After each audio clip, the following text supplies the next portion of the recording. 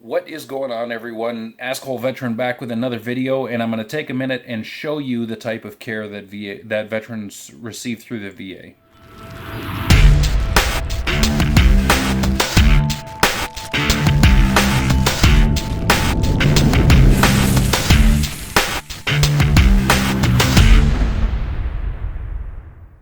Okay, so this is a really complicated subject, and it's really complicated for a number of reasons. And I wasn't going to do a video tonight because I just don't feel like it. I feel like crap. But I decided I was going to do it anyway because I'm tired of running across all this stuff on Facebook about how horrible it is that veterans are committing suicide at the VA, and how the care there is getting so much better and people don't understand it. So I'm going to give you a very personal example, like I do with most of my PTSD videos. I'm going to give you a very personal example of the type of care that veterans receive through the VA. Now, it's obvious through the channel that I have post-traumatic stress. I've gone through it on a number of videos. There's more coming down the line when I can get up the gumption to get them done. But one of the things that post-traumatic stress has done for me is it's caused me a number of heart issues, a number of cardiac issues, phantom heart attacks, things like that. I've gotten atrial fibrillation, which basically means that one of the valves of my heart doesn't work right, and every once in a while it just kind of flutters and doesn't pump, and that kind of thing. The the VA has recognized the fact that I have a heart condition. I've gone to the VA seeking care for this heart condition. I have done tons of research into things like AFib that show that it increases risk for things like stroke and that kind of thing. So it could potentially be a life-threatening thing. And it all really boils down to it developed because of the fact that I spent so much of my life overstressed because of the post-traumatic stress. Well, the VA gave me this nifty little monitor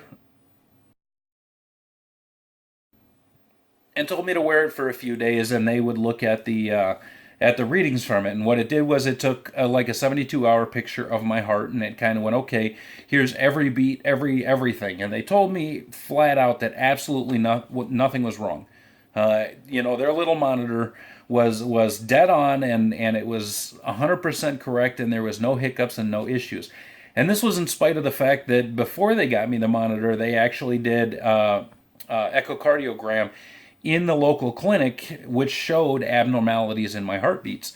So what I decided to do tonight, in the process of all of this, was I actually got out my SpO2 meter. That is this nifty little thing.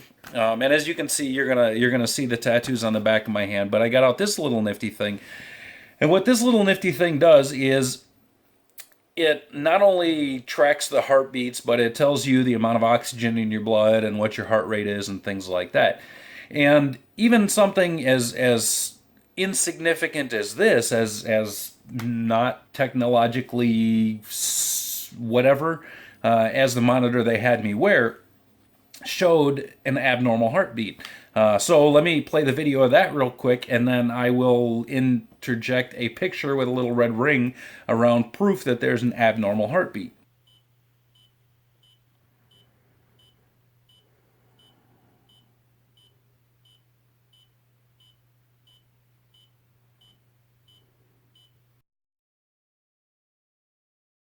Now, if you really want to go back, you can watch and you can see that my hand doesn't move, I don't move, the video doesn't shake. Nothing happens in the process of that abnormal heartbeat, so nothing is being done to trick this little sensor into saying, yeah, okay, that's what's happening. It's just something that my heart does. In the process of this, the VA came up with this diagnosis for this heart condition in 2014.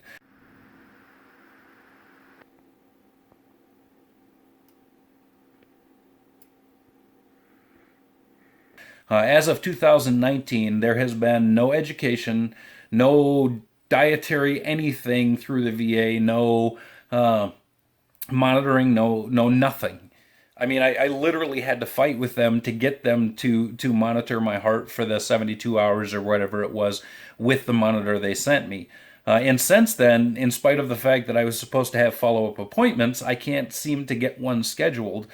So I have literally no care for something that could, at any point in time, cause me a stroke. Which, of course, increases my stress because I've got a 7-year old that I have to take care of and things like that. And how do I know I'm not going to stroke out while I'm sleeping? The reason I specifically say while I'm sleeping is I actually had a kind of a sleep study done where they tracked how I slept and my nightmares and my heart rate and stuff like that. And let me show you a picture of what that looks like. Now I'm going to bring it back up here in a second, and you're going to look over on the right side and you're going to see there's a green ring. And that green ring is going to show a significant sudden drop in my heart rate while I'm sleeping. Now, I don't know enough about this, and I'm trying to learn, but I'm not, a doctor or anything like that. And going to the VA is completely pointless at this point.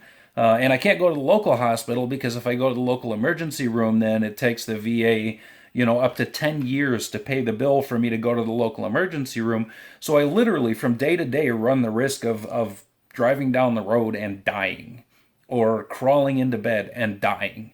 And and that is the type of care that 75% of veterans receive at the VA.